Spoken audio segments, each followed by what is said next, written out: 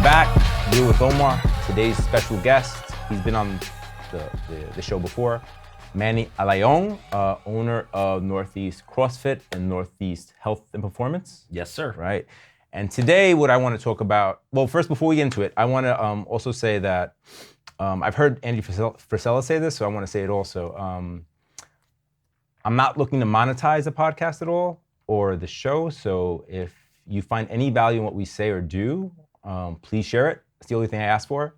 You're not going to get the advertisements in YouTube like every 2 minutes, like I see a lot of these guys doing. I don't know if you've seen that. It's very, It's very annoying. Yeah. So I'm not going to do that, and I never plan to do that. So if you find any value in it, please share. Manny, thanks for coming on the show again. What I would love to talk to you about, various things, but I want to make them kind of health related because I think that performance in the business world has a direct translation into performance in how you train. I use the word train, and some people say, oh, train, Shaolin, or bodybuilding. Training to me is more of training your body and your mind holistically to deal with stress. That's what I believe. Mm-hmm. So I don't know if you agree with that, but that's what I want to talk about with you, because I feel that people that train in any type of medium, whether it be Olympic weightlifting, CrossFit, gymnastics, whatever, they have a discipline that most others don't, and most others make it almost try to make it feel like alien. And I want to demystify that, because I don't think it's alien. I think it should be the standard. Yeah. Well, first, thanks for having me again. Absolutely. It's always great talking to you. Yeah. But yeah, I mean, fitness should be like brushing your teeth. Right. And for some reason, society doesn't treat it that way. And I think about these things like all the time, like, why don't people just work out like it's a routine, disciplined, regular thing? Right. And I think it's really deep rooted into our American culture, which is pretty much we want things to be easy. We expect things just to come, and we kind of are more settled with waiting around for the magic pill, right, instead of going out and getting it. Because fitness can be hard, mm-hmm, and results can be defeating, and they can show you who you really are. That's a great statement. Yeah, and I think people are a little bit afraid to see who they really are, and fitness can show us that. Or rather, physical exertion can do that. Right. So whether you work at a job that has a lot of physical exertion, like construction or something, right, you can tell when people are moving cement if they want to be there or they don't. Right. I did a summer where You moved cement? Yeah, where I moved cement. And how'd you work? How'd you move? Fucking hard, man. I grabbed both those buckets and I marched across, and you can tell that people just don't really want to be there. But I think that's human nature. And when I watch people work out, I can see who really wants it and who really doesn't want it. And it's a really interesting thing, because how people work out can tell you a whole lot about who they are as a person. It's not like a perfect comparison, but fitness is 100% a metaphor for how you do a lot of things in life. Okay. So going back to the statement, how you do anything is how you do everything. Pretty much. So yeah. give me a little bit more of that, because I want to dig into it. So you have somebody working out. I'll take me for example, right? Yeah. I work out. Some movements are really hard for me. Other movements are not. Things that I'm really good at, of course, I'm more pumped, right, mm-hmm, to do it, because I'm gonna smoke it. Other things, you look at it, you're like, fuck, yeah. And but you got it. But I still go. It doesn't matter to me. I mean, I'm not gonna win, but I'm gonna go. I'm gonna compete. Yeah. Other people actually talk themselves out of it. Yeah, I don't want to work out today because cherry picking the workouts, right? Yeah, they cherry pick it, or how you just said. Sometimes you look at things and your mentality is, yo, I'm gonna go kill it, and sometimes like, I don't know, but I'm gonna do it anyway. Yeah, I'm gonna get through it. Yeah, but that's how you are with every part of your life, right? When there's you do mortgages and lending.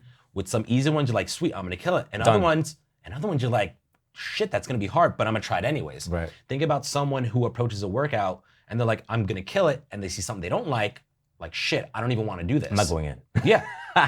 And think about if that person was a lender. Right. They take the easy ones, and if they feel like they can't help the other person, it's sorry, I can't help you. Yeah. Not even try. Not even try. Right. And people are like that with their relationships. They're with that with any part of their life. And it's really, really interesting. And what I like seeing too are really, really difficult workouts, and watching people's body language as the rounds and the times get tougher and tougher. You can see the people who sprint to the finish line and the people who just wait for the time cap. I mean, it is. You mean it's about completion? Okay. Yeah, I understand. You know, like my wife gets really good in the middle of the workout. Like she trying to kind of like starts warming up and then she starts hitting the rhythm. Me, I kind of grind my gears till I'm downhill, till I know it's going downhill. Then I'm like, I start like self-perpetuating. All right, almost there, downhill, go. The last round before the round before the last round is always my best round because I know I'm like, you can see the light at the end yeah, of the one tunnel. more, I'm out of here. Yeah, I'm out of here. Yeah. But now think about your wife, right? And Maggie works for us. Yeah, so I can greatest trainer ever. She's great, man. Seriously, no, she's really great. But you can tell that she's very apprehensive about starting anything. Right. Very apprehensive, whether it be a workout or if we change her schedule. There's always something where like she just lightly puts her. Yeah, there's always I don't know. But once she gets her feet wet, dude, she's a rock star. She's gone. Right. So it's funny how you can see it in her workouts and you can see it with things that have nothing really to do with working out. Right. So it's something that I find like so fascinating. And when you're trying to, when we're trying to help our clients achieve whatever goal that they want, these are things that I know I make mental note of and a lot of our coaches do as well, because I always point these things out. And we're able to tap into something far deeper than just the workout. So for our audience, I own a gym, Northeast CrossFit. So a couple of locations. Yeah, right. Yes, we have 2 locations. And to the outside, it looks like we just provide like just workouts. Yeah, just a place to come. Right. Just, you know, you go there, you high five and you sweat.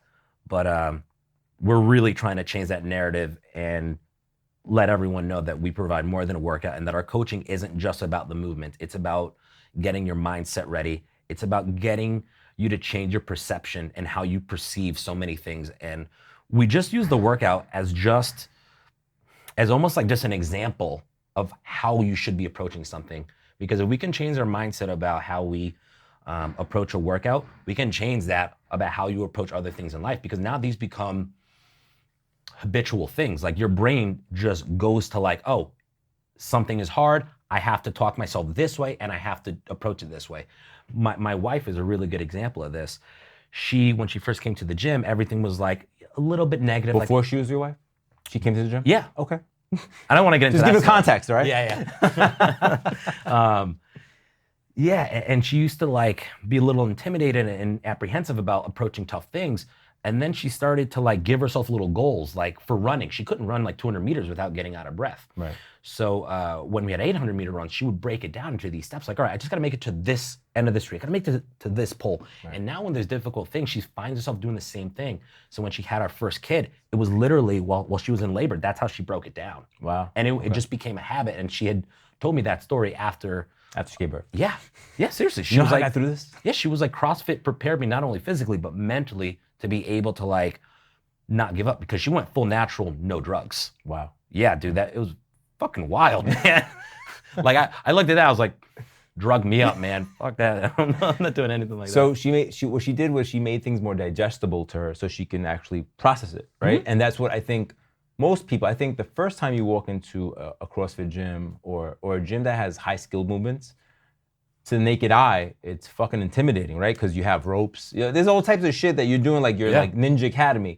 But as you start making it digestible, as you start progressing, all these things that seem out of reach, all of a sudden become the norm. So I think your standard of what you believe in yourself starts to be raised without you even actively doing it. Like you just, by doing it, you're raising the standard of your health. And I think that, and the people around you too raise it. Right, because you're that becomes part of the culture. Right, and that I think that's the magic. I think that's the magic. Oh, it's beautiful. It's masterminding in a physical form. Like you put a group of people together with the same idea, and you all kind of figure out how to do it. And I think that's something that people don't understand when you say culture. It's in business, it's in family, it's in fitness, it's in everything. Yeah. Right, the way you do it, it's in everything. And I think that's what kind of separates the great companies from the others. Because I think, let me talk about something else. I'm big in this, and I know it's hard for the guys that start in their business to do this, and I think you're the same thinking. You always want to give more than you take. Yes. right? And I think a lot of people don't understand that. Like they're like, oh, how do you get these incredible multi-million-dollar deals and stuff like that? Because I started my first loan ever. I remember it, Oscar. You know who you are. $108,000. But I gave that guy so much service because that's the only deal I had, right? Mm-hmm. I went to the closing. I did all the things that other people wouldn't have done. I did, but I approached my business that way. Whether it's a $20 million deal or a $100,000 deal, that's how I approach every client. And that's why I've also become a little more screening and stringent in my screening of prospective clients, because all these transactions take time and effort, and they have nuances that you have to address. And you only have so much time in a day that you have to address these issues. So you have to, and you don't want your quality to start suffering, because that becomes an issue. People are like, oh, why don't you take 1 million clients? I'm like, yeah, because I can't talk to 1 million people. Yeah. People want to see, like, if they engage you for personal training, they want to see you. Whether, once in a while you be like, I can't make it, whatever. You can do that, but they're paying to see you. The way my clients, they pay, like some guys like, I want you there. I'm like, but bro, it's an inspection, but I want you there. Okay. All right. But it's almost like a security blanket, right? It becomes like, they trust you. like a coach. Like you're like, yo, is this good? I'm like, I don't know. I guess. You know what I mean? But because you're there, it almost seems okay. The same way that your athletes probably, when they see you in the gym and they're doing whatever they're doing, whether they're in a workout or working on something, they give a little extra effort. Mm-hmm. Because, hey, this is the guy that is teaching me, and I want him to know that I'm not fucking around. I'm trying to, do the best. I'm trying to develop, and because it's a two-way street, right? Like you can only pour so much into a client, and if they don't give anything back, then how long does that relationship last? No relationship will last if one side is giving a lot and the other side is not giving any. Right. I mean, whether it's with your mom or dad, brother, sister, spouse, it doesn't matter. Both people in the relationship have to put in effort. But being in the driver's seat, being the coach and you being the lender, it's definitely important for us to make them feel like we're putting in a lot more effort into that. Well, we're bringing that into our landscape. Yeah. Right? So we're like, yo, this is the lay of the land. This is how this works. Yeah. Right? And then either they're going to be a part of it, incorporate themselves into it, or they'll be like, oh, I'm not ready, or I can't commit that much. Like, I don't know if you have people who have said that, like, I can't commit that much time to it. I just want to get in shape. Those are interesting conversations, that specific example. Well, that's why I bring it up, right? Like, listen, I want to get in good shape, but I got like 2 hours a week. And you're like, yo, what about the other 400 hours in the week? You know what I'm saying? Like, what happens to that? Like, I tell my wife this all the time. Like, I'm a little looser with my diet than she is, just being honest. But I tell her, I said, babe, it's what I do the majority of the time. It's not what I do once in a while that's gonna make me. Like, you know what I'm saying? Like, most of the time, I'm clean. But if we go out to a really nice steakhouse and I wanna have a steak with someone, I'm gonna do it because I don't do it every day. Yeah. And that's my belief. But some people, either it's very binary. Either you're all in or you're all out. I'm like, look, if you're willing to, like, working out, like people ask me, like, oh, how do you kind of stay in shape? I'm like, well, because I work out more than I don't. Mm-hmm. Right? And that to me is the dumbest down I can say it. Like, like for people to understand it, like, do it most of the time and you'll see the results. If you work out once a week, there's 6 days a week that you're not working out. So you're only gonna see one. Yep. 6 versus 1, right? Where if I work out 5 days a week and I have 2 rest days and I do it right, I'm really recovering. And sometimes you're too tired to, go do dumb shit anyway and go anywhere. You just want to stay in bed and recover. So I think for me it works, but I see a lot of people that it doesn't work for because they just see it as foreign. Yeah. Like almost like eating, when I was really, really serious about it when I was younger, eating the same meal 6 times a day. I'm okay with that. Yeah. If that's what it takes to get where I want to go, I'm okay with that. Other people like, you fucking bugging. Yeah. The problem that people have with making things routine is that they look at it as, where's the end point? Right. They look at it as, how long do I have to do this for to get my desired result? And as coaches, the things that it's important, as professional coaches, the right advice, the only right advice is there is no end point. This is for life, period. And we have to change your perception around that. Because if you look at it as I have to eat, fresh fruits and vegetables and clean meats forever and I can't go back to having a box of cereal in the morning? It's like the answer is yes. There is no like, oh, well, you can have it on the weekends. The answer. But true health and fitness is a paradigm shift of the way you look at everything. Yes. So now we're battling corporate America, where you see you see the commercials. Hey man, have Captain Crunch, and that's one of the biggest problems. Is that we're battling subliminal messages that they see all the time, every single day with every commercial. I mean, if you're watching any show really, there's almost always some sort of pharmaceutical drug being advertised on TV. I've become much more aware of that at night, especially. Dude, it's nuts. Yeah. It's nuts. It's like, oh, if you're battling with type 2 diabetes, take this thing. Yeah, it'll cure you. Yeah. But it'll give you all these other things. Oh yeah. Yeah. But you might grow a third arm. But think about this, right? We know that we can reverse type 2 diabetes, not type 1, type 2. We know that we can reverse it with diet and exercise. It's a pretty simple solution. But it takes work. It takes, right. It takes an entire paradigm shift. But when you're also getting the message of you can get the same result with this pill. I mean, we are inclined to do the easier thing. I think evolutionary, it's like, oh, we can run after this really fast thing and kill it, or we can get this like really slow old thing and kill it. Right. Which one are we gonna do? Right. Me and you would probably get after the faster thing because we like the thrill of it. Because we're retarded. Yeah. Because we're like, I think I could still get that thing. Oh, you think I can't? Watch me. Oh my, 85 years old, I can fucking do it. Oh my cane. I'll fucking get that thing. But most of the population is like, I'm gonna get the sick old deer right there. For the low-hanging fruit. Yeah. Right. I mean, why wouldn't we, right? So I think we have thousands and thousands of years of operating that way. So instinctually, we want the easier thing. And I think we're easily gullible to wanting to believe that that's all we need to do, that we can take a pill for it and we're gonna be all better. When the reality is, the pill may help that, but it's also not gonna solve the other issues, and it's not gonna solve the root of the issue. So I think they're trying to put Band-Aids on things that need surgery, exposing really deep wounds. And Yeah. I think I'm gonna say this. I think people individually have individual thought and are intelligent. I think when you group people in masses, what happens is they just start following each other's behavior. They stop thinking, and they dumb down. They just kind of, oh, he did it. Yeah. Like all those experiments where they have the people stand up in the room. You ever heard of that? I think so. Yeah, they have you go into a room, 4 people stand up, and like you're looking around like, is he gonna eventually you start standing up because you're like, everybody else is doing it. Same concept. But independent thought is a big thing. I think with the pandemic, I think it's exposed a lot of inefficiencies with people. I think what it really came down to was there was a definition of existing health problems that we won't go into the true core definition of it, but that was such like a blanket statement. It almost like created almost hysteria.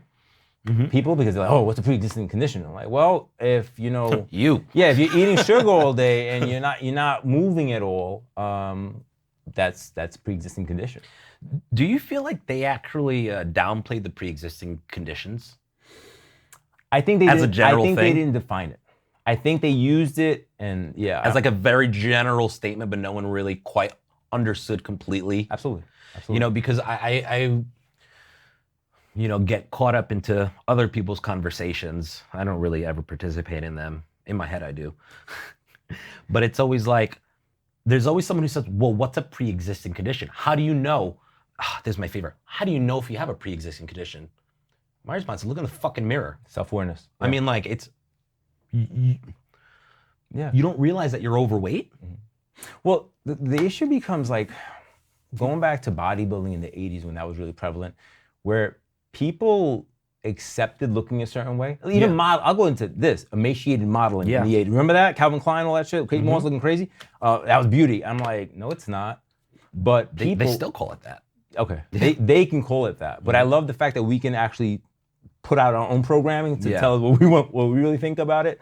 And, like people just, I think fast food, big corporations, big pharma, unfortunately, they have an agenda, right? They got to make their dollar. And I think, I hate to say middle America, I'll just say the people with the lack of consciousness, I'm gonna say it that way so that it doesn't offend anyone.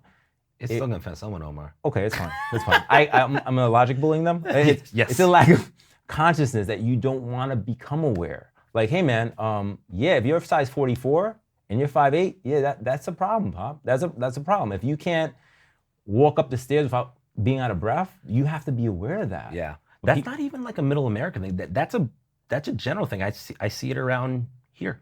Is that we are so accepting of unhealthy behaviors and really just general like lack of good health as being normal, and normal and typical they shouldn't be synonymous terms, right? So an example would be, it's typical to see people being overweight. Is it normal? The answer is no. Right. It's not normal to even be slightly overweight. However, it's very typical to be slightly overweight. And I think as a population, we have accepted that as normal. And because of that, we see a slew of different health problems. We get hit with preventable disease harder. When you even look at the pandemic, it's like one of the reasons why we got hit so hard is because people are largely unhealthy, and unhealthy people have suppressed immunity. And it makes everything so much worse. Their baseline was unhealthiness. Yeah. Their second weakness was that they lacked education on how to maybe become more healthy. Their third and fatal flaw is that they don't want to do the work to get into a better position. When I took my L1 in CrossFit, what sold me on the methodology, besides all the other stuff, was that when they did the graph of age, health, disease, the barometer, the sickness wellness continuum. I was fucking sold right there. I was like, yo, I want to stay on this side forever. Yeah. But you know what I'm saying? But think about it, right? So you have, well, you say it better. It's age, right? Age, and then there's health, right? So here you start at birth, health, disease, and death, and your healthometer is basically how fit you are, and you want to stay on this side as long as you can. Yeah. So think about, hey man, I just want to be 70 and be able to, still have sex. Yeah. Think about that. Like, I want to be able to do shit at 70 or 80, however long I live. Yeah. Right. So that I was like, oh fuck yeah, I'm in there. You break that down to most of America, and they'll be like, well, what do we have to do? Well, you got to do sit-ups. Oh, sit-ups. Yeah. Well, I can't do that. I'm too old. You have to move an hour a day. You have to move an hour. Oh, that's I don't have the time. You make the time. Like people say, oh, do you have any spare time? I haven't had spare time since I'm 17. Like I don't understand people like, oh, what are you doing, chilling? I'm like, nah, man. I basically have myself kind of mapped out. Yeah. But I prioritize lately. I would say the last 10 years. My wife has helped me with this tremendously. Where I prioritize family time. I prioritize, this is my workout time. This is my Zen time is like 5 to 7. Everybody knows, like I used to be team 4 a.m. Now I'm team 5 a.m. As it gets to summer, I'll go back to 4. But you're like crazy, bro. Yeah. We all have our thing. We'll have our thing. But that 20 to 30 minutes of Ramrat stretching, getting centered, and then that half an hour to maybe an hour of, strength training and working out, that's like my center. Like, yo, man, now I'm good. Now, because you don't understand how much stress you carry on a day-to-day, whether it be your business, your marriage, your kids, now as our parents get older, our parents, and all that shit accumulates, and you don't understand it until you become very conscious of it, right? And I'll tell you, when my mother got sick, I'm a stress eater, so I was eating everything, and I didn't realize that till later. I was like, yo, I eat fucking everything. I gained like 30 pounds in a month, and people don't understand that because you have to be very, very self-aware. And sometimes seeing yourself in the mirror is not exactly what you want to see. Yeah. And they become kind of like, they just don't look. Yeah. We like the ability to always look at what we do as part of the equation. Self-reflection is something that I've noticed a lot of people don't really do that well. Because they don't want to see what's in the mirror. They don't want to see it, right. It's so much easier to say, like, it's not my fault. I have these things going on. I'm a victim of the circumstance. Right. But, to me, that's the difference between successful people and everybody else. Yeah. I actually saw a really cool quote the other day. I actually posted it on my Instagram story. It was something like, an optimist An optimist and pessimist were arguing. And the person who did, I forgot who it was, the activist. It's something like, I understand, I know what you're saying. It was something like a pessimist realizes each morning that life is hard, and an optimist has already accepted that life is hard. So that means like the pessimist kind of wakes up each morning like, oh man, life is happening to me, woe is me. So they have to, they have to process that. Yeah, every single morning they have to try to make sense of it, and they can't. Whereas the optimist has already accepted that this is what it is, and we're just gonna do everything we can to chase happiness and to make coping with our lives easier and better. Work around it. Yeah. It's all a workaround, right? Like it becomes perception, it becomes mindset and attitude where like everything is your mindset about it. Yeah, and I think people don't really understand that yet. They you know, I like I said, people ask, oh, how'd you do this? How'd you do that? Well, I started here. You know, what I'm doing now is a result of what I've done for the last 10, 11 years. Not from, oh, today, you know, like, nah, man. Starting this diet today. Yeah, like, you know, and being in some sort of shape is based on what I do. It's not on, you know, like something I'm talking about. It's something that I do. And, you know, like my industry, if you look at the people in my industry, they're definitely not healthy. They're because, you know, before the pandemic, everything was drinking socially and stuff like that. And that's cool. I'm not mad about that. That's their choice, but it was not my choice. So therefore, I didn't really fit into certain social circles, which I'm okay with. And a lot of your industry too is mainly like sitting in front of a computer. Oh, absolutely, all day, all day. You're basically, I mean, that's why I have to stretch my hips every morning. Yeah. You're basically problem solving on computer screens all day. Like you're looking at data, and you know, like, I mean, not to get into a boring part of business, but everything's based on a matrix, which is guidelines, and then you have the data from the client, which is credit capability collateral, right? Which is the house, your income, and your credit score, and you gotta kind of meld them and kind of see how they work. And if they don't work, you gotta kind of see how it can work, because people come to you for a solution, kind of like they come to me for how do I do this? So yeah, where they come to you like, yo, listen, I have type 2 diabetes, I want to get away. How do I do this? Yeah, right. Like the pills. They come to you for the answer, and I think that's the way I approach the business compared to other guys that'd be like, oh yeah, it don't work. Well, what do I do? Like, and I think I took it personal because when I first applied for my loan in 2005, I was denied, and I was like, no, it's not possible. I was like, everybody in America is getting a loan. My wife's pregnant, we're getting a loan, so I'm gonna figure it out. So, how many guys would have stopped at the first one, right? So many. Most of them, right? So that became kind of like my vendetta. Like I'm like, no, look, today you're not ready, but if you're willing to do this, this, and this, listen to me for 90 days, you'll be ready. Because the secret is that most people don't understand that banks look at you for a very short period of time. It's like a 30, 60-day window that they're measuring everything against. So if you can look your best for 30, 60 days, you're in, you know, and then go back to being a slob or whatever, you know, like just use whatever metaphor you want to use. But that is good advice for me right now. I'm like, got it, Omar. You got it, right? So 30, 60 days, you gotta look really, really good. And then back to normal after you close, you know, like, but most people don't understand that. Most people don't take the time to explain that. Like, you know, people, oh, I have to get ready. I'm like, well, it's, you know, first time home buyers. Yo, it's 3.5% down. Scrape that together. Stop buying the J's. You know, do it like you know what I'm saying? Man? You don't need those Yeezys. You don't need, like, yo, just focus up, bro. It's like, you know, it's not a lot. Like one client's buying an $830,000 house. I'm just using this as I think his down payment is $24,000. Think about it. Yeah, but think about the numbers, right? Like 3.5%. It's not that hard. No. Sales concession. 800.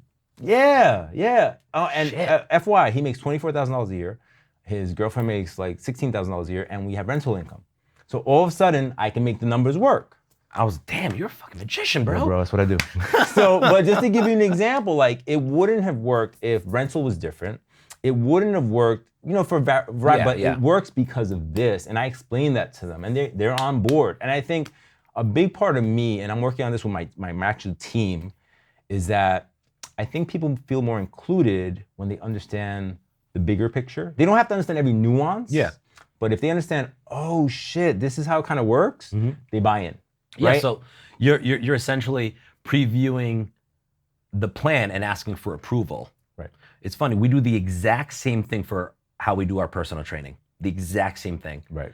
We map it out for them instead of saying, all right, you came in, you want to lose weight, do sit-ups. Yeah, we're like, oh sweet, we're gonna do it by just doing this workout. Instead we say, hey, our approach is actually gonna be this, which is different than usual. Most people do it this way. This is how we do it. Does this sound like something that would work for you? Could you sign on for this, right? Yeah. You know, you're like setting the expectation, you're including them. they're essentially they're giving you consent. Like, yes, I agree with you, and yes, I'm okay with this. Right. And I think that's a powerful thing because now that establishes trust and a different level of professionalism, because a big bank's not going to do that. No.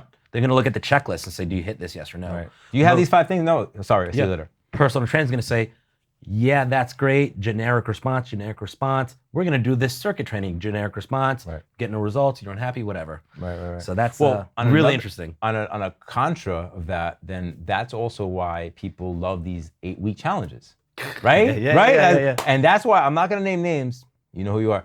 They do them in the summer and they rack up new clients, right? Yeah. They make a shitload of money for 8 to 12 weeks, and they run it continuously during the hot summer months because people just want to look a certain way, because that's how superficial people get, and they just want to look a certain way for a little bit of time. Yeah. And they don't, and then they go back to normal. Yeah, it's true. So they're looking their best for 30 to 60 days. Right. Got Hopefully it. they get married and all that stuff. They get all, lock up their boyfriend or girlfriend and then, back to normal. I'm really a slob. But the problem is that people don't understand that, you are what you do most of the time. Yeah. And it comes back. I always say that all the time. Like when I'm going through some shit, I'm like, you are what you do. Stop being a bitch. Just keep going, keep going. But that self-talk, that rough self-talk, my wife doesn't agree with it, but people respond to positive reinforcement, negative reinforcement. Yeah.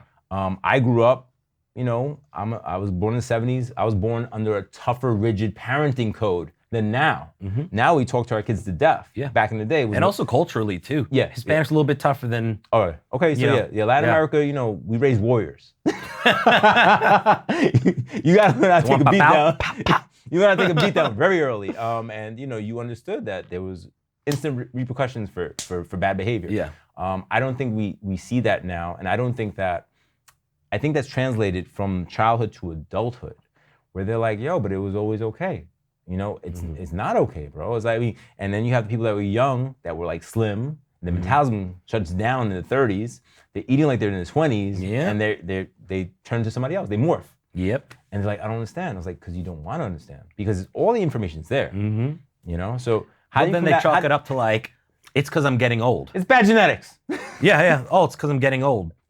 Nope, not really. No, you're getting old, but how you go into it is your decision, right? Right? You can, I'm 47, I think. I'm 45, 46, 47. So I'm something in the 40s. Somewhere in that ballpark. My wife calls me I'm 60, but I feel fine. I could still deadlift 500. I do my thing. I don't deadlift 500 all day, baby. See me at the next video. But right. This is me. This is my reality. You know what I'm saying? Other guys my age, they could barely get out of bed, or they had a knee replacement, and I'm like, what? From what? You didn't do shit all day. Getting old. But that's exactly why. Because you haven't done shit. Your body, your ligaments, all that shit is not used to moving around. And I think durability-wise, as we're exercise and health, I think that's the conversation that was not had during the pandemic. No. Why do we have all these pre-existing conditions? Well, because you don't do shit all day. All right, so how do I change that? I mean, COVID, go to your backyard, do push-ups, whatever. Walk around the block. Yeah. Walk around. I have a friend of mine has anxiety attacks because he's gaining weight. I'm like, yo, did you walk around the block today? No, I haven't time. Yo, you're not making the time. Yo, get up, get on your AirPods and talk to whoever you have to talk to and walk around the block. Just start there, I told him. Just start, my stomach's getting really big. All right, you're gonna know who I'm talking about. I'm sorry, because some of these conversations are very verbatim. Yeah, at the end of the day, I always chalk it up to like, if you're someone who's gonna complain about something, and if I throw out like a feeler solution, and you're already throwing an excuse, I pretty much stop the brakes and I'm like, all right, it's not that important to you. A feeler solution? Yeah, a feeler Is that what solution. you do when you interview prospective clients? No, it's actually when I'm talking to like either friends or family. Oh, okay. Because when you do health for a living, they feel inclined to tell you about their health problems, as if you're gonna tell them something like really groundbreaking, like in this conversation. There's a secret blender. Yeah, and it's like, oh man, I'm eating really well, I'm eating plant-based, and I continue gaining weight. How long? 2 weeks. It's like, oh, well, like a while. And then my response is always like, I don't think plant-based is a good idea for this reason. Perhaps you should try this instead. And then the excuse, well, I don't because, and it's like, okay. Right. You're not ready. What about the person that eats really healthy, but has no concept of portion control or calorie?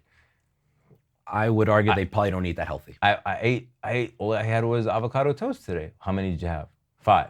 I would say, why eating toast? It's your problem. You know, most people have this idea of health. The problem is people have, there should be one definition of health, and it shouldn't be a subjective definition. It is one objective definition, and health is this. Okay. You know, the problem is when people start to self-define it, they don't let go of their own definition to adopt yours, which is interesting, because when you're a health professional, it's like, you should probably listen to me. Yeah, this is what I do for a living. This is what I do for a living. I'm living proof of it, and I hope hundreds of people do it. It's not working for you, but you don't want to let go of the thing that's not working. It's like, do you understand how weird this is? How are we supposed to go through this? Yeah, it's like, I don't know what you want me to say when I'm pointing to you and you're admitting that what you're doing is not working. And I'm giving you a pretty viable solution that I know works, and you're refusing to do it. So it's like, if you don't want to accept it, then I think conversation's over. Yeah, it's like, then we can talk about like sports or something, because. But I think, I mean, also going back to what you're saying, I agree, and I do have a little tweak though. I think health is purpose driven also. Like you want to look a certain way, then you have to train a certain way, right? You want to, health is holistic, right? So that's like the top, right? But if you want, health should be holistic. Okay. Right? Okay. Because doctors will typically define health by your blood markers. Right. And is that holistic? It's like, is that a holistic approach? Like, it's not. There's value in it. So don't get me wrong. Like, there's a lot of value in having good blood markers, right? But it's not the only sign of health. So a good example of this would be, someone who feels like crap. They're not happy with the way they look. They constantly complain of like low energy and all sorts of like issues. But they go to their doctor, and their doc says, "Hey, you're healthy. Your cholesterol, your blood pressure, your vitamin levels, they're all normal level. You're great." That person comes back and says, "I don't get it. My doctor says I'm healthy, but I feel like crap." That is one of the most common things that I actually get. Okay. And that to me is like, well, you're not healthy if you're feeling this way. There's something wrong. Something that missing. The blood, the profiles are not showing. Right. So I always find that to be like a really interesting thing, is that like, most people will actually define health just by that. So use that, maybe their BMI. I think and to me that's incorrect. It's not complete, rather. I think, I was gonna say health definition is individual, because I think everybody's individual and they have different goals, right? But I think that if it's not, whatever you're doing is not working for you, you have to be open to getting coached or advice or hearing another perspective. Because I would say professional perspective, because if you're just talking to your skinny friend that does SoulCycle all day and doesn't eat, and you think that that's health. Shout out to SoulCycle. Great culture there too. Great business model. I really respect the business, but I don't want to get into that. But we're not getting into that today. Right. But you have to be really choosy about who you're getting your advice from, because a lot of times, like, you just get the wrong advice, and then you get this wrong idea, and then that doesn't work either. So it's like, all right, I tried my way, it doesn't work. I tried my friend's way, it doesn't work. And I'm gonna try, like, I don't even trust you to try your way. Right. So it's a weird problem. Well, for your industry especially, now that I'm analyzing as we talk, I'm like, so you're going totally contra the Jack LaLanne model, which was, let me sign you up into this contract that you're never gonna get out of, and if you show up, I don't care, right? So you're going totally that's the Planet Fitness model. Yeah, okay. Beautiful model, but that's a subscription model. Yeah. So what you're doing is you're actually putting a lot of work ahead of time, right? Yeah. Because you want to get, so what you're doing is creating a culture, which most people don't understand yet, because you want people with like-minded individuals being around each other and in your community. And then also, what people don't understand is that it's tough to deal with people that have very, very conflicting ideas. Like if you're saying, hey, I want you to do this and this will get you stronger, and they're like, I just want to get on the bike for half an hour every day. Well, that's not going to get you stronger, but that's what I want to do. But you want to get stronger. Like that becomes the conversation, right? And that how much grinding gear can you do? Because that's all it is. Yeah. How we deal with that is now we do everything as a coaching call. That's what we call it, which is like just like an initial call. So The old way we used to do it, they would call, we would get their goals, they want to try a class, small talk, try a class, sign up. Really low barrier to entry. Worked for its time, and then as we kept going through the game, we're realizing like this isn't the best service. Right. It's an okay service, and we're making a lot of money, and generally people are happy, but inside we knew that it wasn't like the best thing. So now we kind of flipped the script, and we have a screening process through our coaching call in which we get to understand what they're looking for. We tell them how we can help, our philosophies behind that, and we ask for approval. If they're really insistent on their way not working or our way not working for them, then it's all right, no hard feelings. When you're ready, then you can work with us. We don't take anybody anymore, because if you're not willing to adopt. That's big. Yeah. Because most gyms will take, hey, you got a credit card?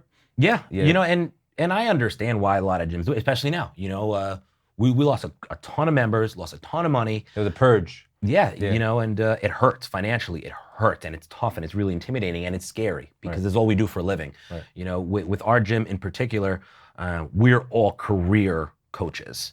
So most of us don't have another job. Yeah. Right. Absolutely. Whereas most CrossFit gyms especially, you have the owner, maybe a full-time coach, all part-timers. Usually it's like owner, all part-timers who all have other jobs, which diminishes the quality, the professionalism of it, and a whole bunch of stuff. And the culture. Yeah, and the culture. Because this is not their main thing. Exactly. Yeah. So for us, it's like, it's our only thing. So for us, we take it a lot more seriously than most people. And our process should reflect that. So we purposefully want our process to look different than and I hate using the word competitor because I don't really consider the other gyms in my immediate area competitors, but. So just say contemporaries. They're just contemporaries. It's a big word, man, whatever. Right. Other guys that do this stuff. Other guys. The other guys. Yeah. Or girls, whatever. That's like other realtors, other brokers, I don't see competition. Yeah, it's like. I'm just not everybody's flavor. Yeah. But I'm a really good flavor. Yeah.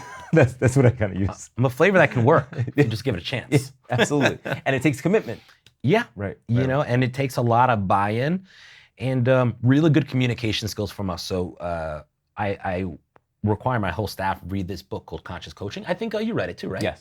It's the art of communication. Yeah. And it's our jobs to really communicate this well. So it's not like you get on a phone call and we say, this is our way of doing it. What do you say? Yeah. It's like really understanding and getting them to start to change their mind a little bit. And the only way somebody can buy in is if the person speaking about it knows exactly what they're talking about. Yeah. And that's you can empathize with them. And that's where we go into professionalism compared to part-timing.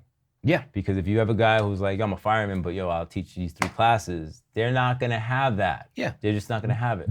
They might love fitness, right? Yeah. They might love it, but they don't understand it in a deep way, the way that my team understands the way you expect them to understand. Yeah. Yeah. And we have constant communication about this stuff. It's almost like daily.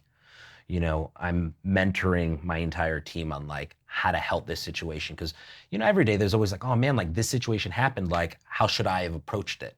Right. It could be anything, this person didn't want to do the scaling option for this movement. They really insisted on doing a barbell instead of dumbbells. What should I have done? It's like, we have to communicate it this way. If you say, hey, do these dumbbells because they're better for you, it's different than, hey, your range of motion isn't full overhead. If I give you a barbell, there's a really good chance that over time, you're gonna really bang up your shoulders. You told me your goal coming here was so you could play with your kids. Could you play with your kids if your shoulders are banged up? Sweet, hey, I think we should use dumbbells because it's gonna give you the same stimulus. It may not be what everyone else is doing, but you'll be able to play with your kids. You'll be pain-free. But your health is yours, right? That becomes the thing. What people don't understand, it's part of making them realize that. But everybody, because in the beginning it was like a little competitive. Everybody kind of like wants to compete with everybody else. Yeah. And that's where you have to to that's a CrossFit culture thing. Right. I love CrossFit for so many things, but over time, I've been affiliated for 9 years. It's good in certain situations, but that cannot be the forefront of why you come to the gym, to fucking compete with the other people in there. Yeah. God, it's weird. Yeah. It's weird. I love the idea of pushing because the person next to you is pushing. I love it. I don't love the idea of I need to hit a PR back squat today on 5 rep max day because if I don't, it ruins my day because so-and-so did more than me.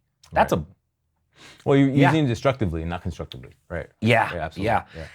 And we work really hard to change that in our culture. And it really starts with us, you know, like we can't have big egos. Right. You know, like I did the CrossFit Open this year, knowing that like probably in the worst shape that I've ever been in. But it's like, you know what, like I can't shy from this stuff because people look at me and what I do. And I can't be egotistical about it. I can't sit there and be stubborn and put myself at risk for the sake of a score. Yeah. You know, even though I redid one workout because I couldn't let Cameron beat me. Confessions. I could not let Cameron beat me in everything this year. So I had to do it once, you know. But generally, you know, I practice what I preach. Right. Because if I'm telling everyone to be one way, if I want to have a good culture, I have to be the first person to set the example. My staff then understands that that's how we have to act. And when we all have a way of being, then controlling the culture is really easy. Right. Right, because it's a standard. Yeah, it's just the standard. Like working hard at our gym is just the standard. We don't have to tell you to push. If you notice a lot of our coaches, we don't even have to yell anymore. We don't have to yell at people to like move faster. Every now and then, a person or two needs it. Right. But when you look around our gym, man, you not only see generally for a group class, you not only see like very good technique proficiency for a CrossFit gym, especially in a group format. You know, you don't see people bending their backs and breaking it at our gym. Right. You just don't really see it. It's perfect? No, but it's, you know, not that kind of gym because it's our culture. We don't allow our coaches to do it. We don't allow us teaching it that way. I think front-ending, right? Front-ending meaning like where you begin may seem harder, but I think sustainability-wise, it becomes a win. Everything is long-term approach. Right. You can't do everything in the short. Right, because sustainability-wise, if you get everybody aligned this way, then when they're plugged in, it's very, very sustainable. It's very easy to manage. It's when you have, and unfortunately my business is transactional, but I've always approached it as relationship based because I always believe that it's more than just one deal. You know, I have clients who've done 10 deals with me. Like it becomes more about, hey man. And then you help their family too, right? Right, and it proliferates, right? It goes into like, go to Omar, you know, wherever, if it's Latin, Luis or whatever. He'll go to Luis. No, go to Omar. And even if I can't help them for some reason, or maybe there's a bank that's doing a special program that I don't have access to, I'm okay with telling them, hey, go there. Because get it while it's hot, right? Because it's not gonna be there forever. And that takes time, but I believe compounding wise, over the decade or whatever, 15, I don't even know how long I've been doing this shit, but over the time, it's built me to where I don't outbound anymore. Everything's inbound. Where a lot of people, where like, you know, even gyms, like CrossFit gyms were hot in the beginning. Everybody wanted to open a gym, right? Because it easy and cheap. Right, quick, you know, $3,000, get your whatever, your affiliateship, and you do whatever you want. But to grow and to be quality is really what you want to be known for. And that takes time. And that's contra, going back to everything with the magic pill, to most of what our culture's been taught. Yeah. Our culture's been taught, yo, press a button, you'll get it at your house tomorrow.